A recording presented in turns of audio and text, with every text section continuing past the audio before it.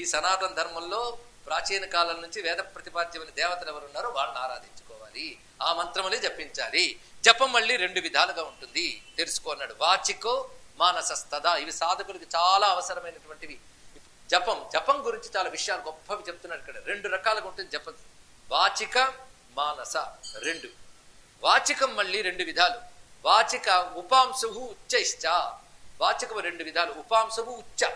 ఉపాంశువు అంటే లోపల పలుకుతాం కానీ బయటకు వినబడేది, పెదాలు కదుపుతూ ఉంటాం. ఉచ్చ అంటే బిగ్గరగా పలుకుతాం. ఇవన్నీ మళ్ళీ రెండు విధాలు అది వాచకం. అలాగే మనస్సు కూడా రెండు విధాలు, మననం ఒకటి, ధ్యానం ఒకటి అన్నాడు ఇక్కడ. మనస్సుతో చేసేది రెండు. మననం అంటే మాటి మాటికి దానినే మనస్సులో చింతన చేయటం మననం. మనస్సుని ఏకాగ్రంగా నిలుపుట ధ్యానం. ఇక్కడ మానసికం రెండయింది, వాచికం రెండయింది.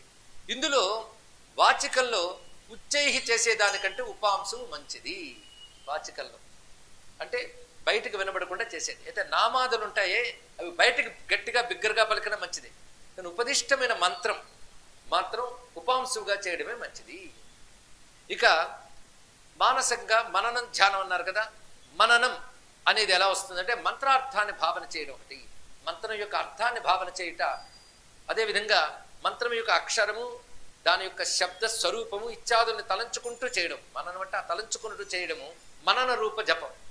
ధ్యాన రూప జపం అంటే చేస్తున్న మంత్ర అక్షరముందు ఏకాగ్ర దృష్టి పెట్టుట, ఉద్దిష్ట దేవత యొక్క స్వరూపాన్ని ఏకాగ్రముగా తలంచుకునుట, ఇది ధ్యానము అని చెప్పబడుతుంది. శివమంత్రం చేసామనుకోండి, అక్షరముల దృష్టి పెట్టడం కూడా ధ్యానం వస్తుంది. ఒక్కొక్క అక్షరంపై ఆ ఉచ్చరిస్తున్న శబ్దంపై దృష్టి పెట్టడం ధ్యానం. అలాగే శబ్దము ద్వారా వర్ణించబడుతున్న ఏదైతే ధ్యాన శ్లోకంలో నువ్వు చదువుకున్నావో, ధ్యాన శ్లోకం ఎందుకు పెడతారు? ఈ మంత్రం చేసేటప్పుడు ఈ రూపాన్ని ధ్యానించని చెప్పడానికి.